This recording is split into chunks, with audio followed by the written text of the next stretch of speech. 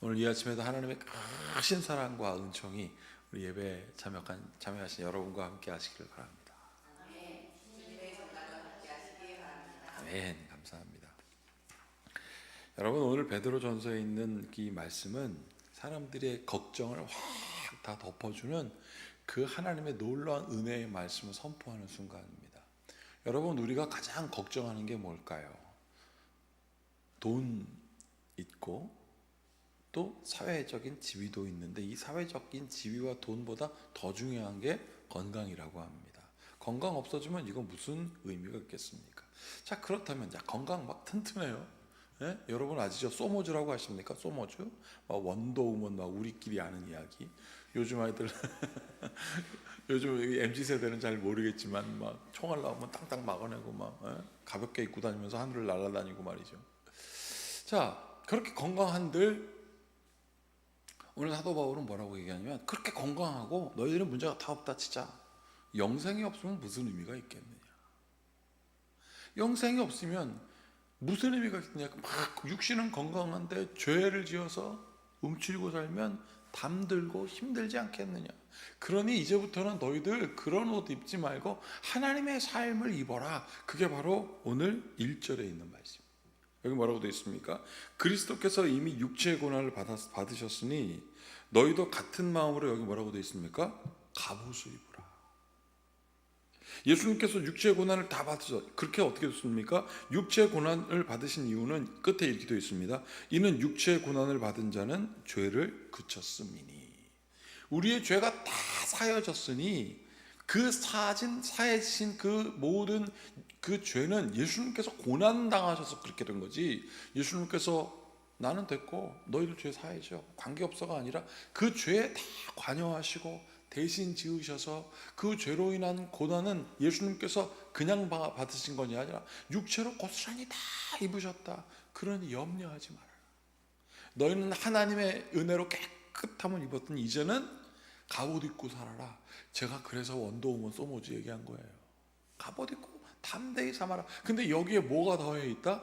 영생이 더하여 있다. 죄 없는 그 단단함으로 담대함으로 살아가는 여러분들에게 축복합니다.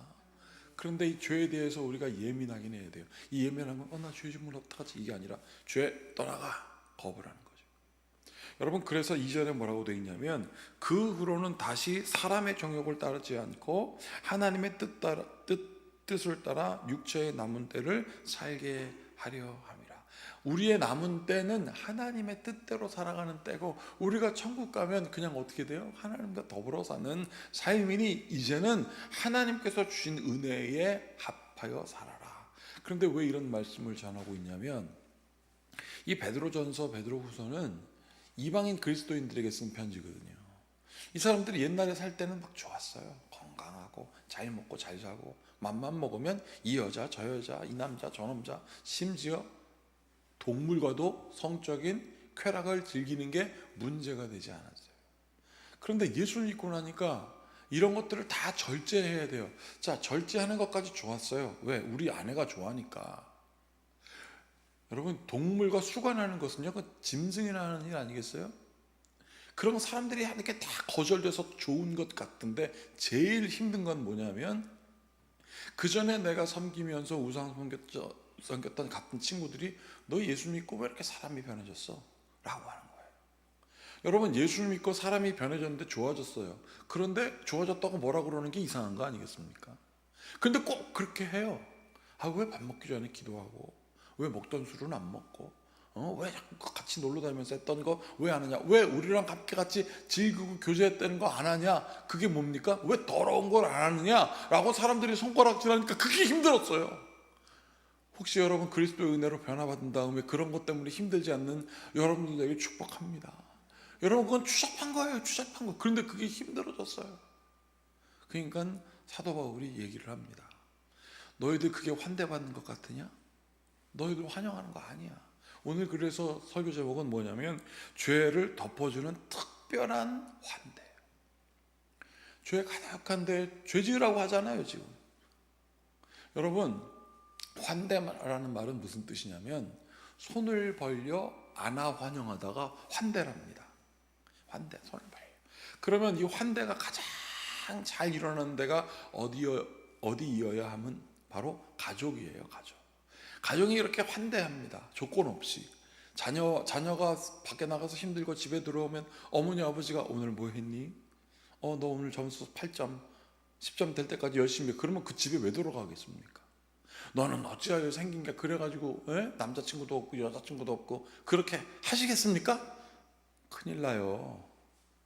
잘못해도 집에 오면, 잘못해도 어려워도 집에 오면 이렇게 환대하니까 집으로 돌아오는 거거든요.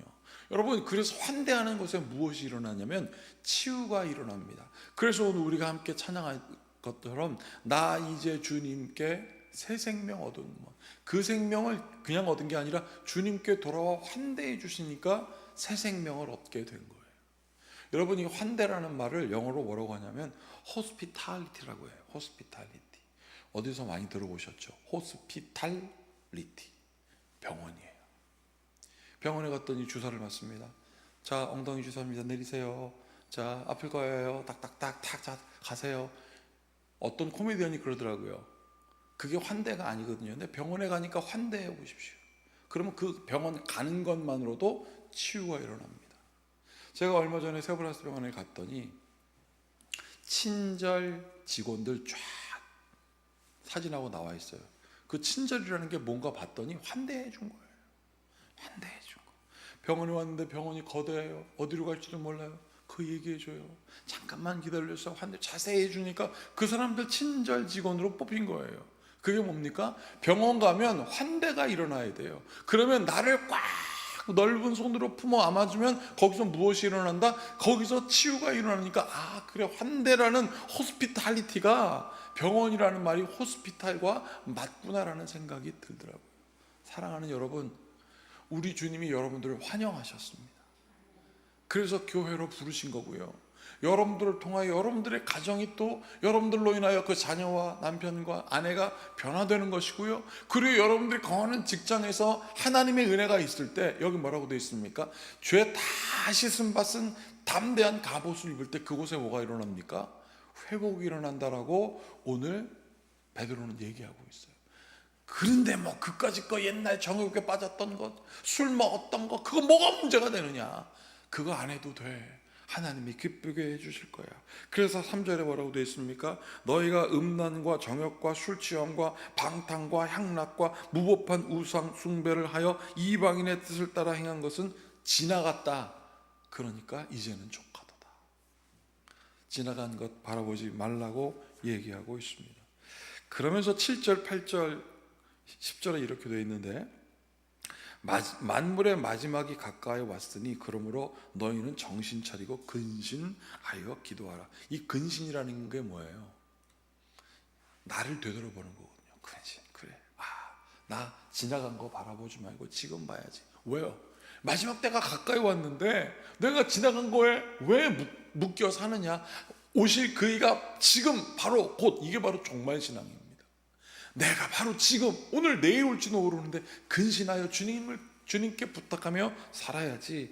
그러면서 8절 9절에 이렇게 되어 있습니다. 같이 읽어볼게요. 무엇보다도 뜨겁게 서로 사랑할지니 사랑은 허다한 죄를 덮느니라. 서로 대접하기를 원망 없이 하고. 서로 대접할 때 원망 없이 하지 말라는 이유는 뭐냐면 내가 요만큼 대접했으니까 그다음부터 기대해요. 내가 오늘 100만 원어치 했는데 다음번에 저거 100만 원 안 해오면 가만히 안 있어. 그런데 88만 원어치가 왔나요? 계산해 오면 원망이 생긴다는 거예요. 예수님께서 여러분들에게 계산하고 주셨습니까? 너는 나에게 이렇게 헌신했으니 내가 이만큼 할게. 여러분, 우리가 정말 주의해야 될 건 뭐냐면 우리가 이만큼 언급한다고 하나님께서 이만큼 해주시는 게 아니에요. 요만큼 전심을 다해도 하나님은 이만큼 주시는 하나님이신 거예요. 그런데 자꾸 그 물질에 비교하다 보니까 사람들이 교회 나올 때 힘들어지는 거예요. 누가 하나님 앞에 나올 때 힘들게 만드셨습니까? 그래서 10절에 뭐라고 되어 있습니까? 각각 은사를 받은 대로 하나님의 여러 가지 은혜를 맡은 선한 천지기같이 서로 봉사하라. 서로 부족한 거를 나누는 것이 봉사입니다. 저 사람이 힘들어요. 내가 섬겨줘야지. 저 사람이 요만큼 모자라. 내 거 좀 더 좀 채워줘야. 이게 봉사거든요. 그러면 어떻게 되느냐? 11절에 이렇게 되어 있습니다. 같이 읽겠습니다. 만일 누가 말하려면 하나님의 말씀을 하는 것 같이 하고, 누가 봉사하려면 하나님이 공급하시는 힘으로 하는 것 같이 하라. 이는 범사에 예수 그리스도로 말미암아 하나님의 영광을 받으시게 하려 함이니 그에게 영광과 권능이 세세 무궁토록 있느니라. 아멘. 우리가 할 때 요만큼 하고 모자라면 어떡할까 신경 쓰지 말아라. 하나님이 다 주신다. 세세 무궁토록 주신대요. 그 은혜가 우리 권명순, 최혜진, 차우경 집사님과 오늘 예배에 참석하신 여러분들에게 있길 축복합니다. 세세 무궁토록이요, 여러분. 근데 요만큼 있는데 그만큼 나가서 어떡하지? 뒤를 쳐다보면서. 이게 소금 기둥된 역사예요. 아유, 하나님이 불러서 저 나가긴 나가야 되는데 저 소돔과 고모라에 있는 저 재물은 어떡하지? 재물의 상징이 그때는 소금이었거든요. 그러니까 하나님께서 재물 바라보니까 소금 기둥 만들어 버린 거예요. 생명이 없는 것들. 그러나 오늘 여기 뭐라, 말하라면 하나님같이 말하고, 공급하면 하나님의 힘으로 공급해라. 네가 하려고 하지 말아라. 그래서 여러분, 우리가 주 안에서 함께 환대하는 것은 죄를 덮어주는 은혜입니다. 다 씻어지는 전신갑주의 놀라운 갑옷을 입는 여러분들이 되기를 축복합니다. 함께 같이 기도하겠습니다. 주님, 우리를 환대해 주시니 우리에게 힘이 생기고, 우리를 회복시켜 주시니 우리가 다시 살아나.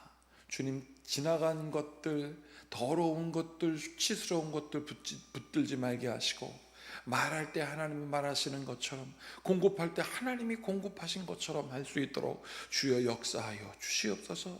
없어지는 것들을 자꾸 바라보면서 불안해하지 말게 하시고, 세세 무궁토록 채우시고 인도하시고, 영생의 가치를 깨닫게 하시는 하나님의 은혜에 거하게 하심을 믿고 예수님의 이름으로 축복하고 기도하옵나이다. 아멘. 이제 우리 모두 주님께서 가르치신 기도를 드리겠습니다. 하늘에 계신 우리 아버지, 아버지의 이름을 거룩하게 하시며 아버지의 나라가 오게 하시며 아버지의 뜻이 하늘에서와 같이 땅에서도 이루어지게 하소서.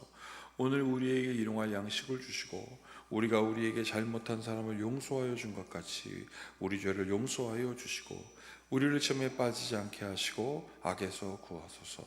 나라와 권능과 영광이 영원히 아버지의 것입니다. 아멘.